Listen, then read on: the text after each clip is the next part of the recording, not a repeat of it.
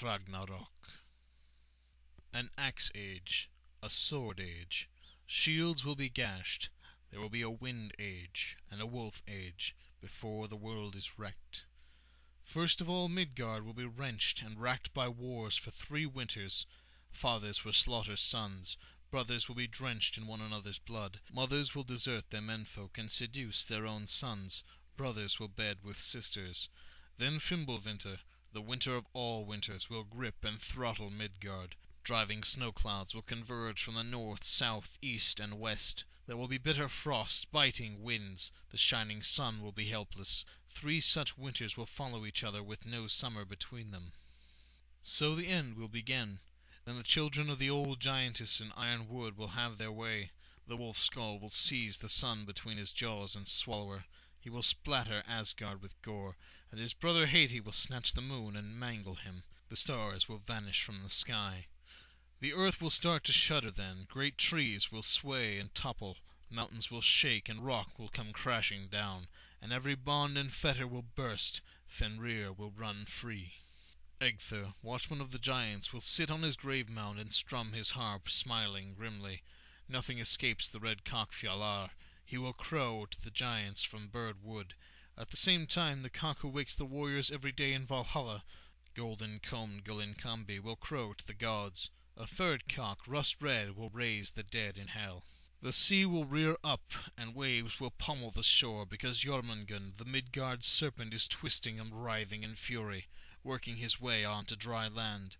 And in those high seas Naglfar will break loose, the ship made from dead men's nails.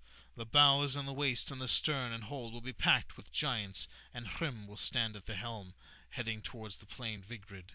Loki, too, free from his fetters, will take to the water. He will sail towards Vigrid from the north, and his deadweight will be that ghastly crew in hell. Then the brothers Fenrir and Jormungand will move forward side by side. Fenrir's slavering mouth will gape wide open, so wide that his lower jaw scrapes against the ground and his upper jaw presses against the sky. It would gape still wider if there were more room. Flames will dance in Fenrir's eyes and leap from his nostrils. With each breath, meanwhile, Jormungand will spew venom. All the earth and sky will be splashed and stained with his poison. The world will be in uproar, the air quaking with booms and blares and their echoes. Then the sons of Muspel will advance from the south and tear apart the sky itself as they too close on Vigrid.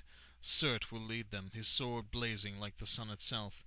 And as they cross Bifrost, the rainbow bridge will crack and break behind them. So all the giants and all the inmates of Hel and Fenrir and Jormungand and Surt and the blazing sons of Muspel will gather on Vigrid. Then they will all but fill that plain which stretches 120 leagues in every direction. The gods, meanwhile, will not be idle. Heimdall will leave his hall Himinbjörg and raise the great horn Gall to his mouth. He will sound such a blast that it will be heard throughout the 9 worlds. All the gods will wake and at once meet in council. Then Odin will mount Sleipnir and gallop to Mimir's spring and take advice from Mimir there. Yggdrasil itself will moan, the ash that always was and waves over all that is. Its leaves will tremble, its limbs shiver and shake, even as 2 humans take refuge deep within it. Everything in heaven and earth and hell will quiver. Then all the Aesir and all the Einherjar in Valhalla will arm themselves. They will don their helmets and their coats of mail and grasp their swords, spears, and shields. 800 fighting men will forge through each of that hall's 540 doors. That vast host will march towards Vigrid, and Odin will ride at their head, wearing a golden helmet, a shining corslet, and brandishing Gungnir. Odin will make straight for the wolf Fenrir, and Thor right beside him will be unable to help because Jormungand will at once attack him.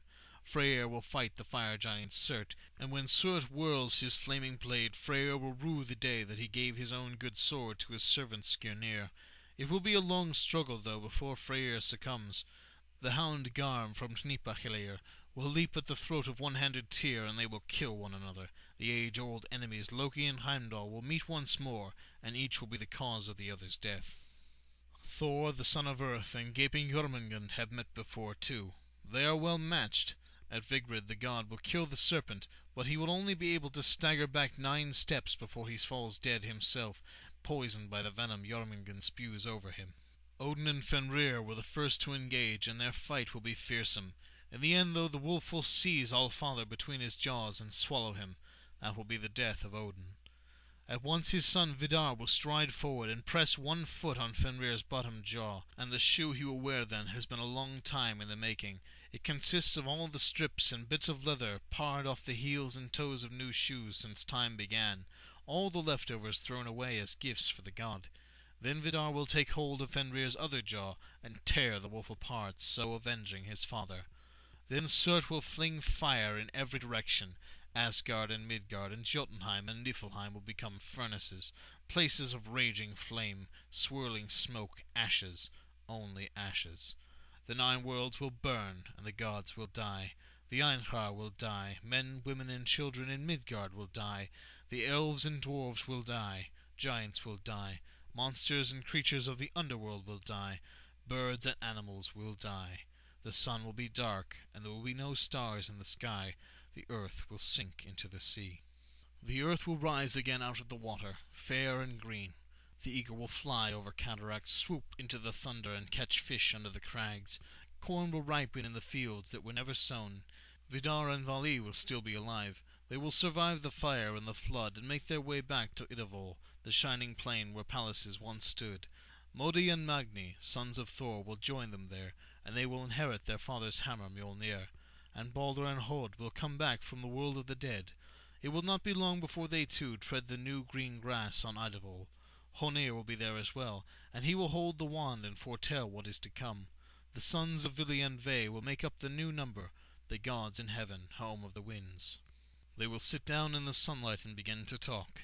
Turn by turn they will call up such memories such as were known to them alone. They will talk over many things that happened in the past, and the evil of Jormungand and the wolf Fenrir, and then amongst the waving grass they will find golden chessboards, treasures owned once by the Aesir, and gaze at them in wonder. Many courts will rise once more, some good, some evil. The best place of all will be in Gimli in heaven, a building fairer than the sun, roofed with gold. That is where the rulers will live, at peace with themselves and each other. Then there will be Brimir on Okolnir, where the ground is always warm underfoot, and there will always be plenty of good drink there for those who have a taste for it. And there will be Sindri, a fine hall that stands in the dark mountains of Nidafjord, made of red gold. Good men will live in these places. But there will be another hall on Nastrond, the shore of corpses. That place in the underworld will be as vile as it is vast. All its doors will face north. Its walls and roof will be made of wattled snakes, their heads facing inward, blowing so much poison that it runs in rivers through the hall. Oath-breakers and murderers and philanderers will wade through those rivers. Nidhogg too will outlive the fire and the flood, and under Yggdrasil he will suck blood from the bodies of the dead.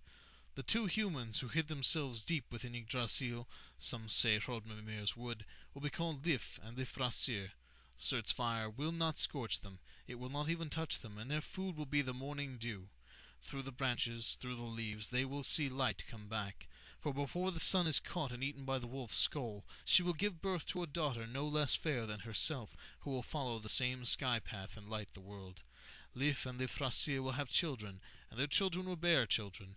There will be life and new life, everywhere on earth. That was the end, and this is the beginning.